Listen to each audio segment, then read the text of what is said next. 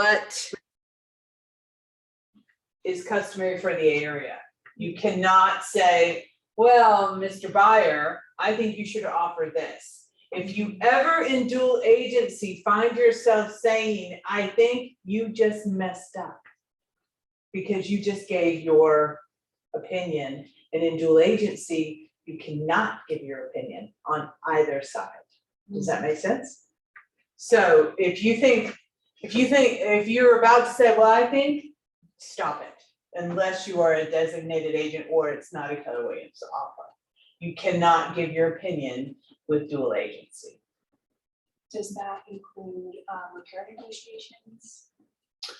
No, we're talking about just in the offer itself. Repair negotiations is completely different, and it's a whole nother animal.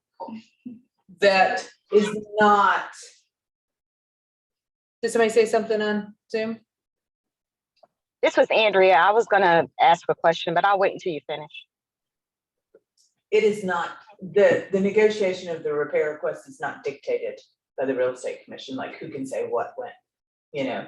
So you're better off to just, that's just a whole nother thing. You gotta disclose everything and say, you know, here's what can happen if you do it, say yes to it, or here's what will happen if you don't. What do you wanna do? You know, this is gonna cost you this, they could walk away, blah, blah, blah, that's all that is. Where we're talking about is where it actually affects what people are going to pay for the house or conditions of the terms of the contract. So what was your question, Adria? So my question was, and I just want you to, you know, if you could like see if this makes, if I'm thinking on the right lines. So if I have a seller and I've listed their home, and then I have a buyer and I say, hey, I think you would be really interested in this property. Let's take a look at it. I'm the listing agent as well. And they decide, okay, yeah, I want to put in an offer. Of course, that becomes dual agency and I have to let both parties know. But from the seller's perspective, I already know quite a bit, right? Because I listed the property. Yep. So does once that buyer puts in their offer, then my duties become limited at that point, right? Even though I know a lot about the seller. Your duties, first of all, you've got to disclose and they've got to okay the seller. 1 second, my daughter's texting me, she's out of town.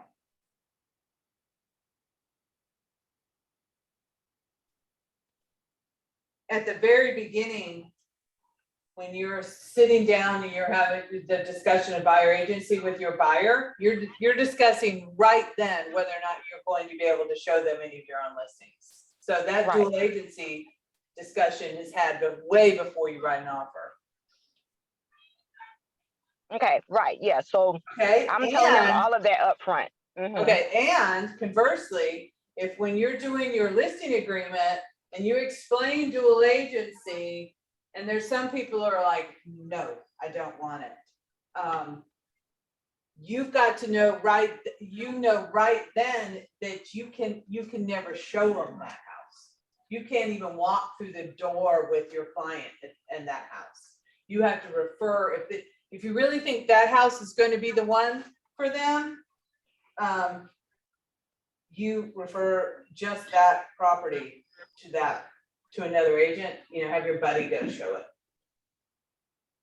Okay.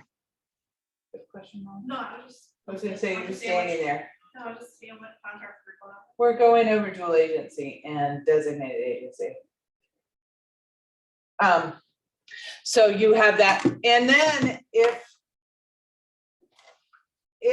they initially said no to dual agency, but you think, hey, I've got a property, I've got a client I think would really purchase this house, you can get them to change it. You can call and say, hey, you know what? I've got a perfect buyer for this. You know, so I was talking to an agent yesterday. It's a cash $30,000-$40,000 house. She's like, I think I have the perfect person, but they didn't okay dual agency. You know, I want to take this person there. I said, well, then call your client and get it changed, you know, but as long as you've informed your client, you're okay. You just can't, and you've got to pay attention, because I know when you're newer, you'll think I'll never forget any house. well, you will. You'll forget, right? And you'll forget whether or not you're supposed to be able to show this house or not. So pay attention, remind yourself if it's your listing, if you're out showing houses, because if they said no to dual agency, you can't show it. Which is why we have designated agency. And in your buyer agency and in your listing agreement, it has a whole section on dual agency, and then it comes down to this. So if you're going to offer designated agency, what I say is, you know, your listing agent is the seller's agent. I'm going to be your buyer's agent. Keller Williams is the dual agent because it's their listing, but they're representing one side, I'm representing the other side. Keller Williams is, quote, representing the dual agency part of it. It makes it simple. It's just a legal thing. You can act just like you were an individual agent. It just allows you to get into the Keller without being dual agent. It gives you more ability to discuss, because if you're a dual agent, even though it's not your listing, you're not to give opinions, right? So that's why we have designated agency. So you'll see when you do your contract and they're like, look, I've been burned before. I don't want dual agency. And that will happen. That will absolutely happen. They'll say, hey, I want you to represent me and only me at all times. You're like, great. That's designated agency. Our office has a policy and allows it. However, designated agency is a form of dual agency. So when your client says, hey, I want designated agency, on the form right here, they've got to okay right there, dual agency. Then additionally, they've got to initial here designated agency. And then right there, which I know you guys can't see, let's see, authorizes from designated individual to represent the seller, the individual designated agent represent only it says shall have a duty. And it says on here that with your attached rules, we have in your KW forms a company policy about agent relationships. This is required for every buyer and seller, because again, your job is to inform your client. So this is how you inform them of our company policy regarding agent relationships. And if you go right down it, it says Keller Williams represents both buyers and sellers. Keller Williams Realty will advise every seller client that it is in their best interest to cooperate fully with buyer's agents, dual agents, and designated agents to maximize the exposure of the seller's property. Because if they say no to dual agency, what happens?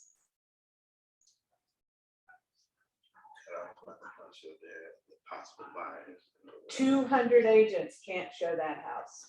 If they said no to dual agency, no one from Keller Williams can show the house. You also tell them that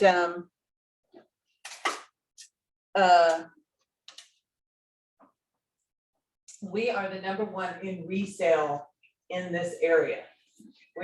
We sell more existing homes than any other company. You don't want to say no to Keller Williams blanket across, no dual agency.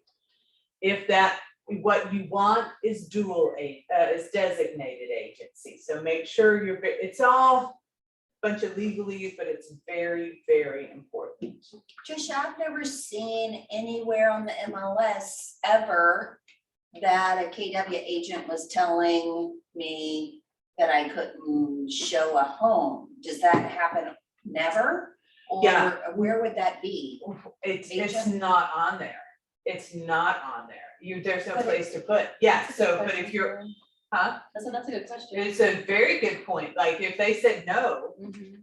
right, then what you want to do is make sure they say okay to designated agency. If they understand designated agency, there's no reason they would ever say no. But if they said no to dual agency and you're listed in a listing appointment, you're like, okay, I got it. I won't show your house, but I want 201 other agents in our office to be able to share your house. So we're going to move to designated agency policy. So don't, I mean, what, I Right, would say too, hard. like, we have 200 highly educated and trained agents, and I would love to have a cross sale with any of them, and that kind of like. helps Right. that. right, so I can't imagine them just saying, no, I don't want any killer wings, like. And if that were the case, you're right, I don't even know where you would know that before you went to sign and show it. So you would know certainly as a buyer's agent. And so I often get buyer agencies that say no to dual agency. And I'm pretty sure it's because they have signed that paperwork right when they're signing the offer, right? And they already know. I'm just trusting that the conversation was had prior, right? So Keller Williams Realty will cooperate with all members of the multiple listing service and its subscribers in the marketing of the seller's property unless directed otherwise by the seller. In which case, in the listing agreement, that says you can't put it on the MLS, it's an office exclusive, blah, blah, blah, then it's a whole nother animal. Buyer's agents, even if compensated by the seller's agent, will represent the interests of the buyer. Keller Williams Realty and its agents shall act solely on behalf of the buyer when selling a property that's listed by a company other than Keller Williams Realty. Act solely on behalf of the seller when the buyer is represented by a company other than Keller Williams Realty. When Keller Williams Realty shows/sells its own listing, the Keller Williams Realty will be the dual agent. The agent representing the buyer will be the designated agent for the buyer. The agent representing the seller will be a designated agent for the seller. If the buyer and seller are represented by the same agent, the agent will represent them as a dual agent, not as a designated agent. If the buyer's agent or a seller's agent has prior confidential information before agency is established, the buyer and seller will be represented by the agents as dual agents, but not as designated agents. Agency disclosure shall be done at first meaningful contact with any potential buyer or seller, which I'm sure you all do, that you're working with real estate agents. Super important. It is the policy of Keller Williams Realty that every buyer shall sign an exclusive buyer agency contract allowing dual agency plus agreeing to designated agency. It is our policy that you agree to it. We want everyone to be okay with it. And every seller should sign the exclusive right listing allowing dual agency plus agreeing to designated agency if that's what they want. If they don't want you to, if they're okay, like, hey, Stacey, I'm all right. Bring a buyer in, we'll pay you both sides, it's fine with us. It's generally fine. It's like anything else, it's communication, it's expectation, and it's just your comfort level. Some agents, like Amethyst, won't do dual agency. Some have had, because here's what happens, is we are all human beings. If something goes wrong, it is a natural human tendency to point a finger, right? And if you're the only person standing there, you're getting the fingers all pointed at you, whether it was your fault or not. People want to blame someone, and when you're the dual agent, you're going to take it. So just 90% of the time, it'll all go just fine. I don't think you should shy away from dual agency. I would tell people that, hey, I'm my favorite cross-sell agent to work with. I know when that agent hasn't communicated or hasn't done what they're supposed to do, and I know how to chastise said agent, right? So but If your client is like, no, I don't want dual agency, then you don't, you're like, that's fine. We're not gonna do it. We're gonna do designated. All right, any questions? Any questions on Zoom? No? No, ma'am, but thank you. You're welcome. So it is 11:20. Any other questions? Yes, Michelle Crockett gave me a question to ask you, Tricia. All right. She wants to know for line 5A on the contract. The offer to purchase? Yes, for the OTP, I'm not sure what page it's actually on, but it asks about which loan you're gonna use, and then it's 5A asks for the principal amount. Mm-hmm. She said she had an agent request a different number be put on that line, so she just wants clarity on if it should be contract price or what goes there. Honestly, that's just information for the seller. It's not contractual by any stretch of the imagination because that is all taken care of during your due diligence period. So I don't know why the other agent, like, what is a conventional loan? She wants to know how much is being put down. So they want to know perhaps what their proof of funds should be, you know, like how are they showing that what all they've got. It really doesn't make a whole lot of difference because it's just information. It's during your due diligence process, it could all change.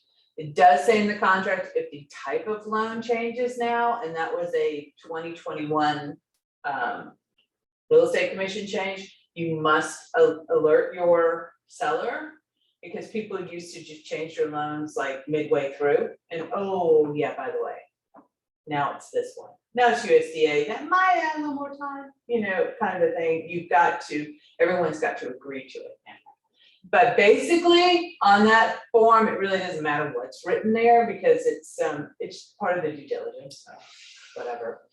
I don't know why an agent would want, so I had another agent yesterday sending me a message that, and these are always your worst people. Well, this cross-sell agent's been in the business for 30 years. Oh, God. Right? So it's the old crotchety ones that have done it their way and never reread the contract. I mean, I guarantee you, he or she, whoever it is, I don't remember, said you can't use the appraisal gap addendum because it's not, it was not approved by the association. I was like, well, just tell them they're wrong. And you certainly can use it and use it. However, with those appraisal gap addendums, don't forget, whichever one you send should be the one that's more beneficial to your client, whether your client be the buyer or the seller at that particular time. So, and here's the one thing I'm finding all the time in contracts is on the offer to purchase, on, I think it's page 11. I don't know if it's going to actually be in here or not because this one, he doesn't have a.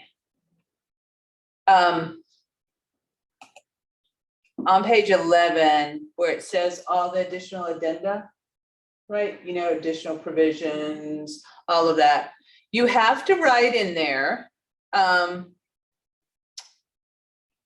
You have to write in there if you're adding on the appraisal gap addendum, right? What I am finding is that people are making up their own name for this appraisal gap addendum and writing that onto the contracts. Like I had one that said purchase price addendum. The actual addendum said addendum to contract appraisal gap. If we all knew that was what they meant, but when you get into a legal issue, what was meant and intended and what the attorney is going to say is actually part of the contract could be two entirely different things, and you are not doing a service to your client by letting that go. It needs to be precise. The addendum says this, it's labeled this is what it is. Do you all know what I'm talking about? Yeah. good. Yeah, it's very, very common right now. So I see it constantly. So you guys make sure you're not doing that. Let's see. Just gonna pull it up so I can tell you exactly what page it is.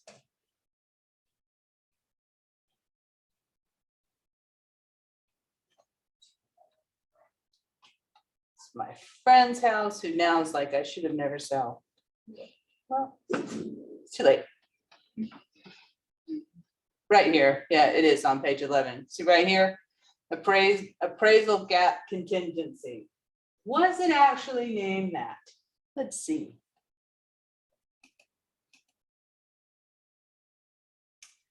Another one, and we're gonna have a see, low appraisal addendum. So, right? If that could be a problem, so pay attention to the actual names. Yeah, I think the template is saved in a different name that's actually not the title of the document. And it'll say at the end of it, like, for seller or buyer or whatever. So I always rename it to what it actually says on the document. That way there's. Yeah, you should absolutely do that. For one thing, you don't want to put a for seller or buyer. You don't want Yeah. to alert that other agent, right? You want to make sure they're not paying attention.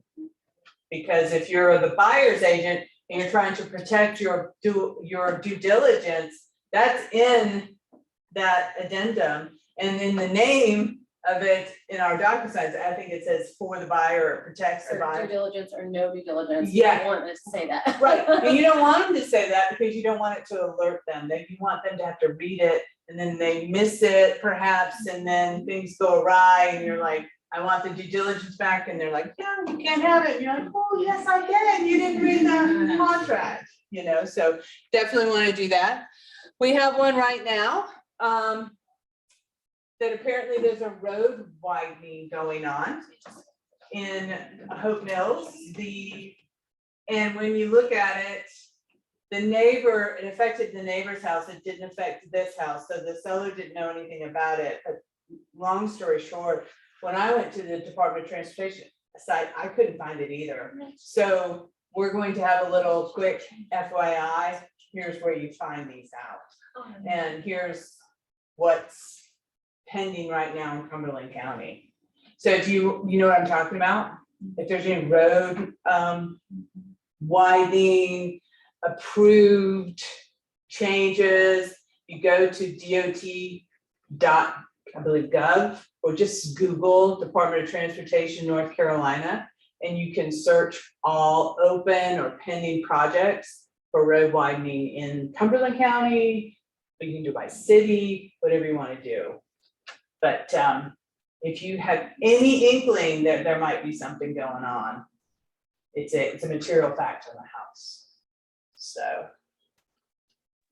Trisha, I just had a deal with the appraisal contingency, and the listing agent, they signed it saying that, you know, they were willing to do the amount, like we could do the amount over, but we went into Tidewater and they agreed to an amount and didn't even totally miss the appraisal part that they signed on.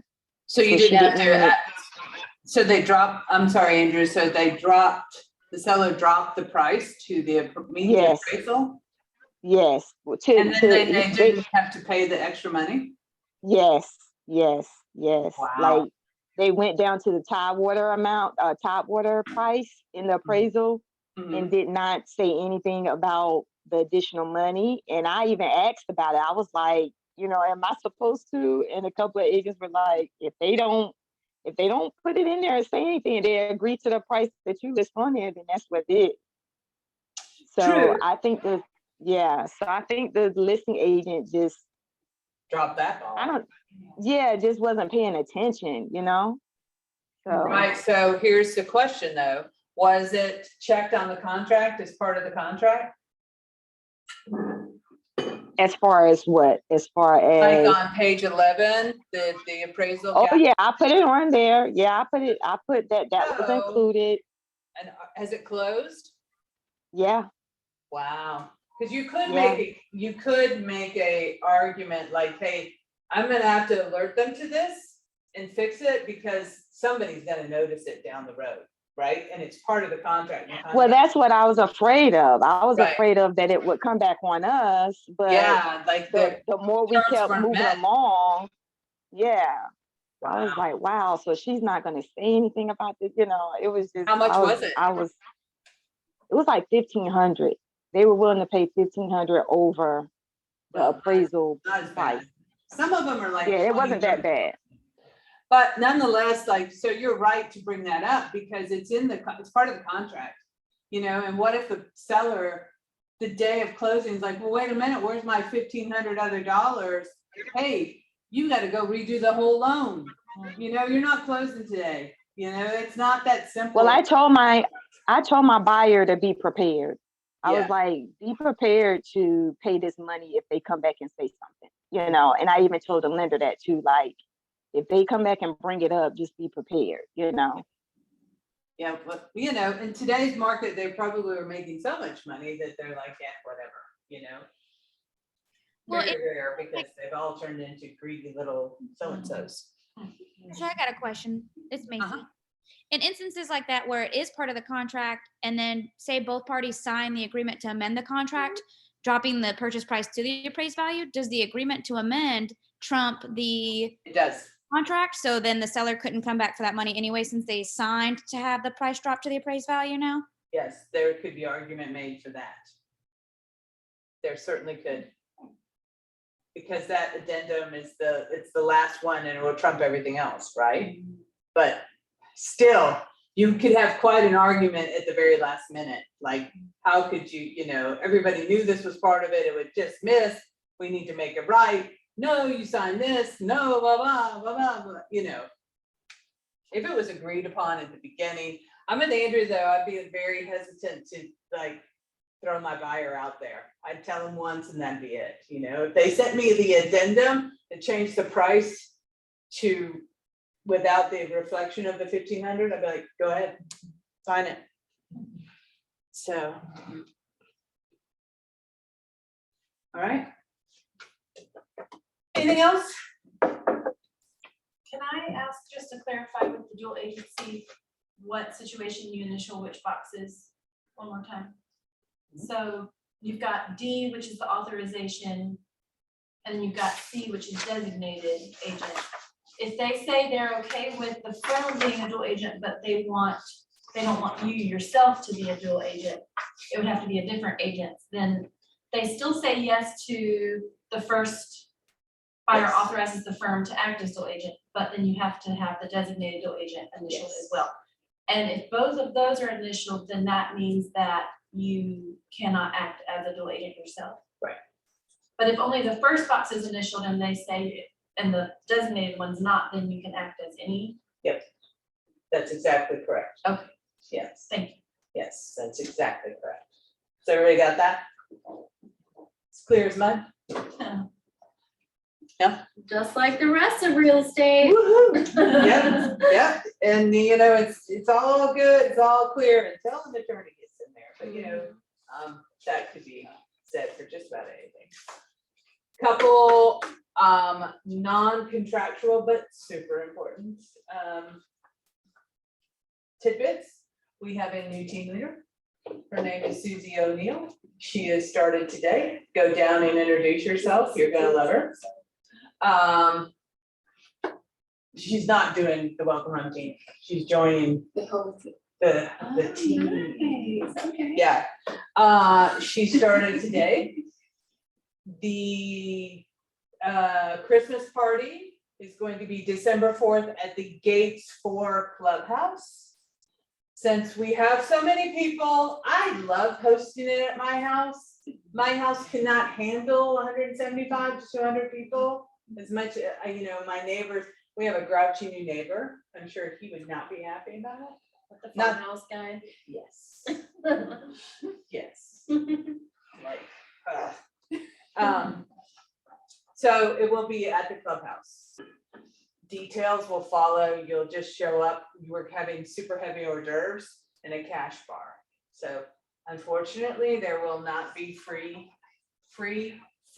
flowing alcohol for you guys. Because I know at Christmas you drink a lot. Just at Christmas? But, Why you're like putting it just into that one little bucket. right, you're right.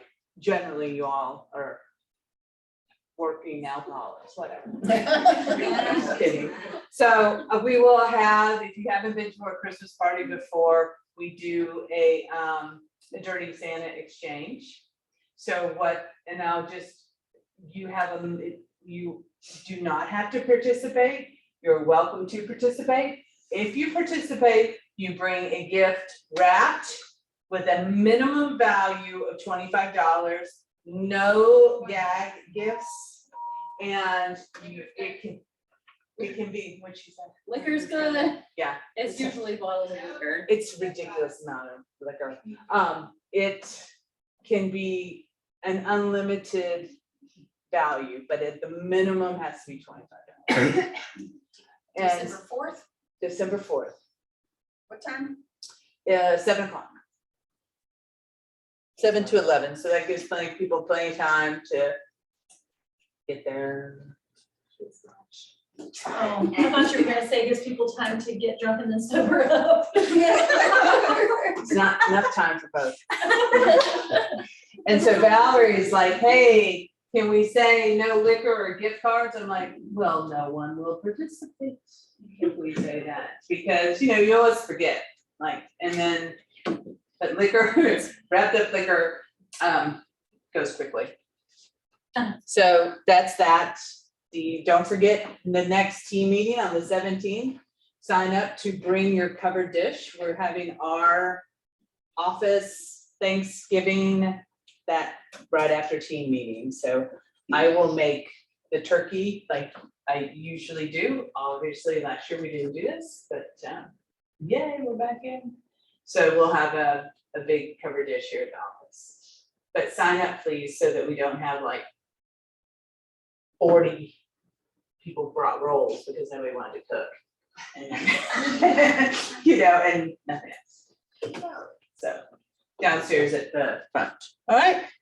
Anything else? Anybody have any question? Have any other contracts you want to go over?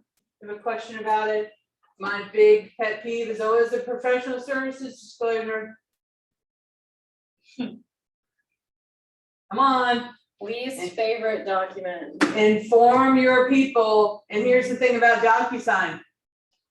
If the contract was dated September 1st, and the professional services is dated October 25th, and you're closing on the 30th, I think that's a pretty good indicator you did not go over that with your buyer, like, you need to go over that before you write the offer. Is it acceptable at all though, like, if we get under contract and then, cause how I like to do it, which could be totally wrong, that's fine, I'm wrong a lot.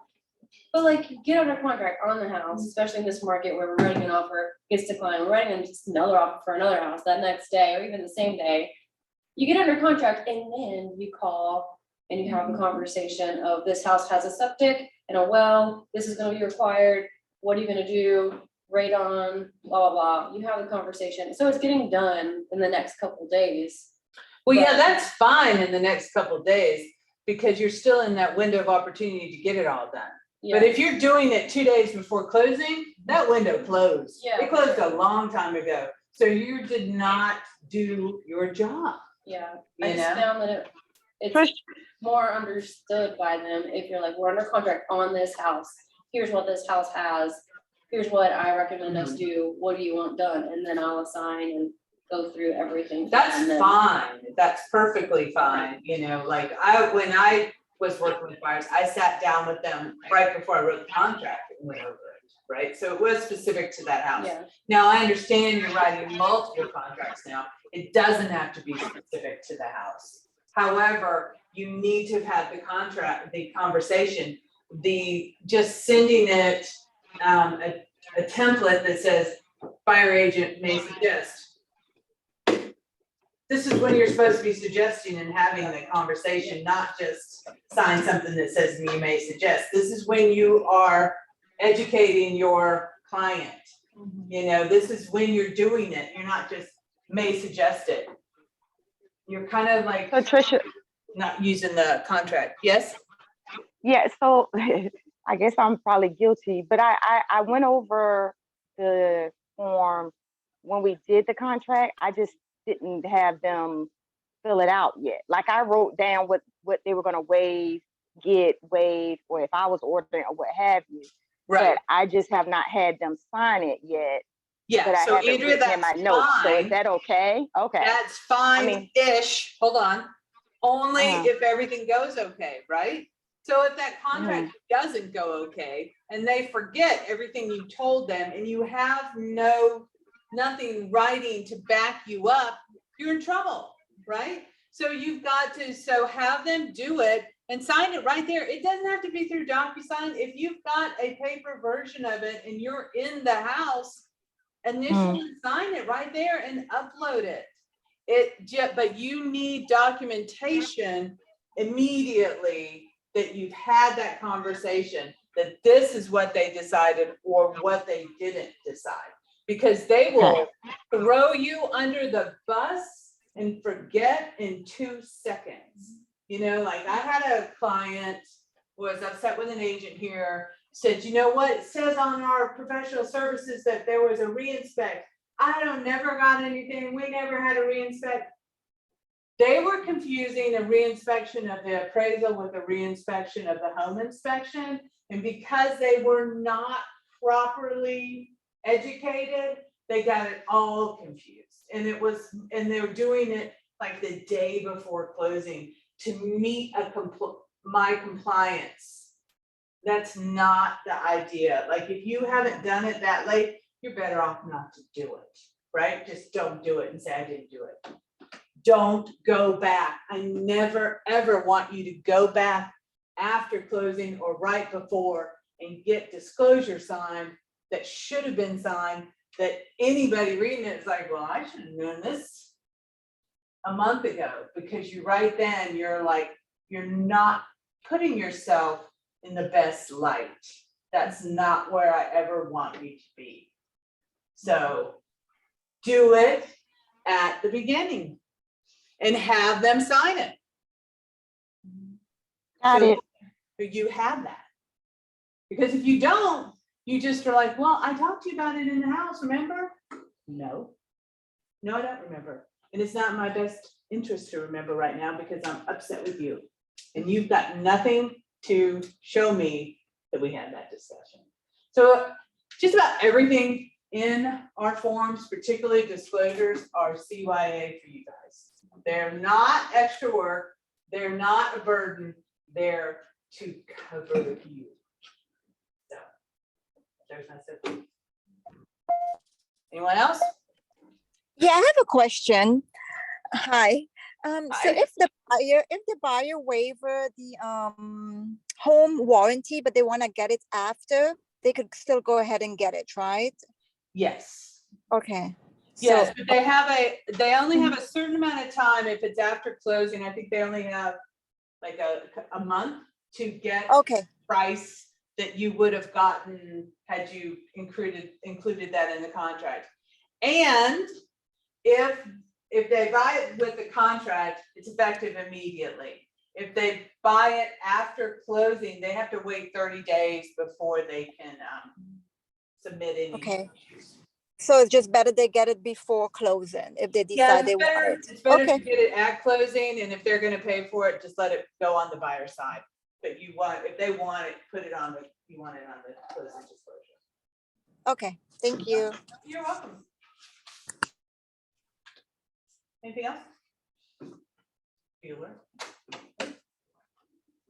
No. All right. Well, you guys have a great Wednesday. Don't forget, next week is our sign up to bring food. Thanks, Trish.